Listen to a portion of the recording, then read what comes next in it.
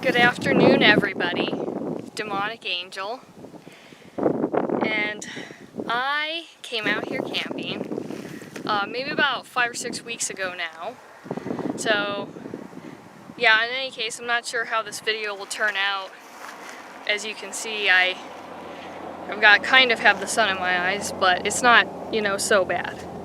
So essentially, after I went camping in campgrounds around this area, I came back to just go for a little day hike earlier in the morning. So this is the Superstition Mountains behind me, and I'll kind of move around a little bit, but my goal is to let you see me and the mountain somewhat. So after I went camping, I started to have recurring dreams about a woman, and she looked like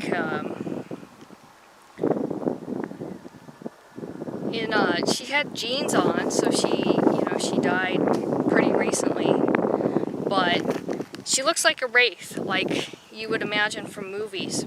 Tangled up hair, but she doesn't have any eyes.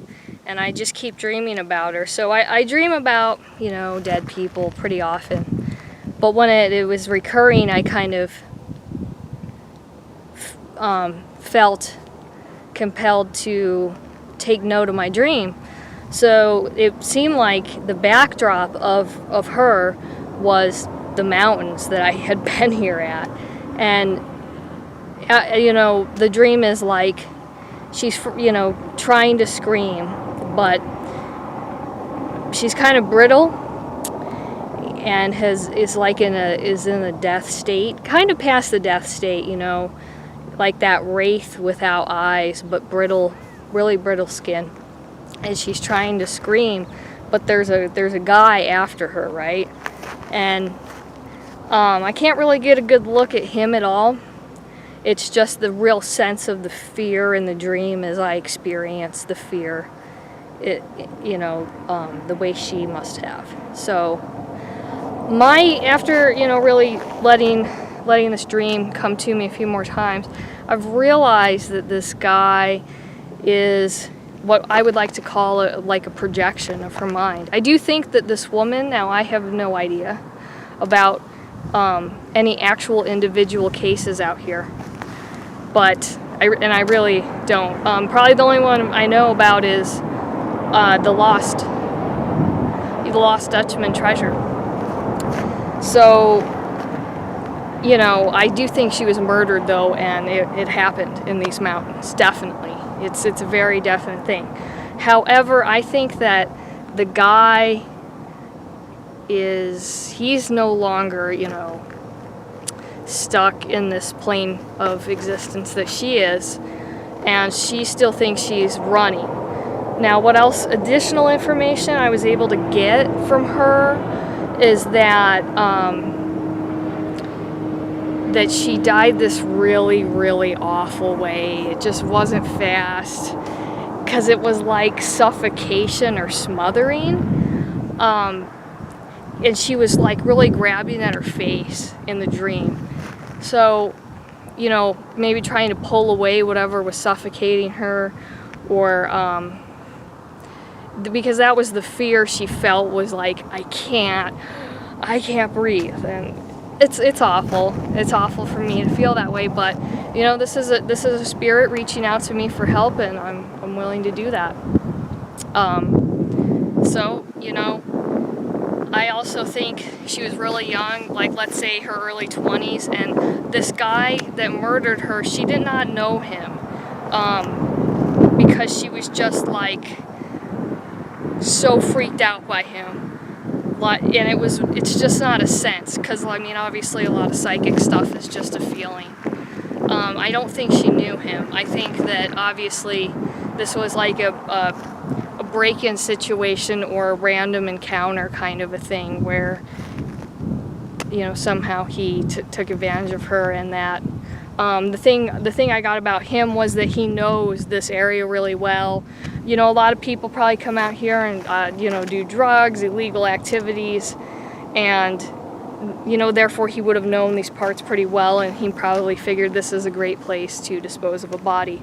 So with that being said, because of the portals and the energy vortexes out here, I can't specifically move her on at this time. That is because it's like the Grand Canyon, it's like Sedona, it's like some other places. The dead usually take hundreds of years to move on instead of, let's say, a few years, or even 20, 50, 100 years, because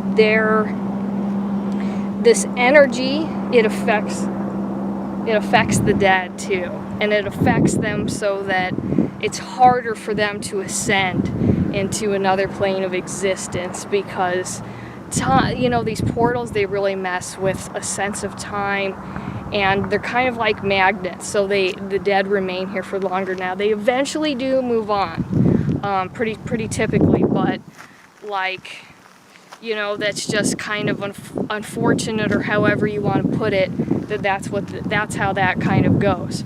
So with that being said, you know, it's like, what I'm going to do today is I'm going to try to absorb some of the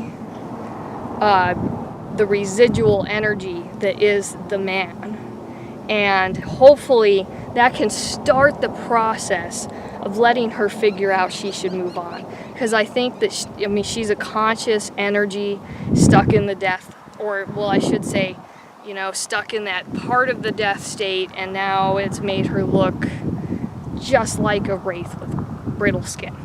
So I want, if I can absorb that, and then other practitioners maybe, or just time and the elements, all the minerals out here, can help her to move on in some way.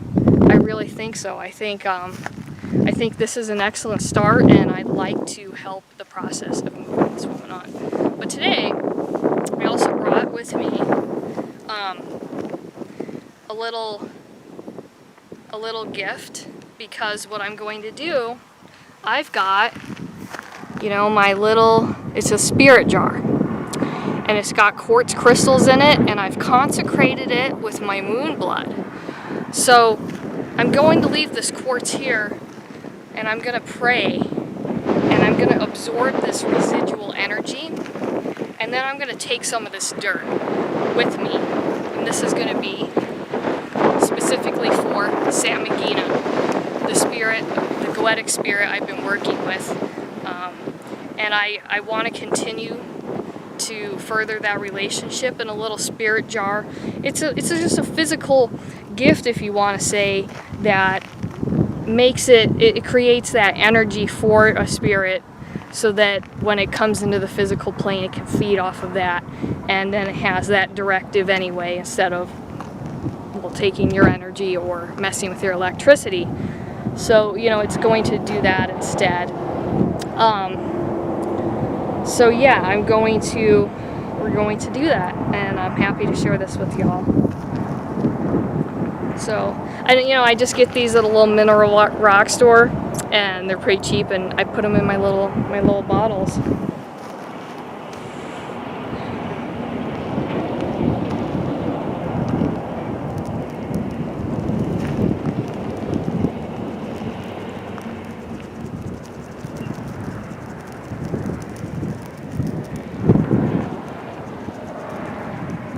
I am the mother, and I am the daughter of the man who drowned. I am the mother, and I am the daughter of he who drowned. Please help me transmute this energy, and help this woman move on. And now, I leave this gift, and I'm going to take some earth with me. Thank you, spirits.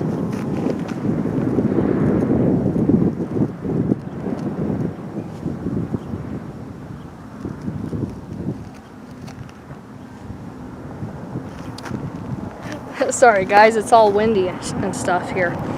But now I've got this, and it's only got a little bit because I did locate my biological grandfather's grave, and I'm going to continue to work put some additional dirt, and this is all for Samigina of the Ars Goetia, the necromancy demon. And the idea with this place as well, okay, and then I'll, you know, conclude. There's just a lot of death. Obviously, people coming out here and they're looking for treasure, you know, because everybody knows about the Lost Dutchman treasure. People die in the search, you know, they're unprepared for the elements. And so that this land is such a magnet, really absorbs the energy. And so by taking a little bit of this dirt, I'm taking with me a little offering to Samigina of the, you know, the trauma, the death itself, but also the really, you know, special energy of this place, because Samigina does work with the dead and can help move this on. And I find these spirit jars are really great, but once again, guys, I recommend being really serious about your practice. And you know, this is the way I honor the spirits I work with. I keep my promises to keep acknowledging them and work with them in the ways they wish.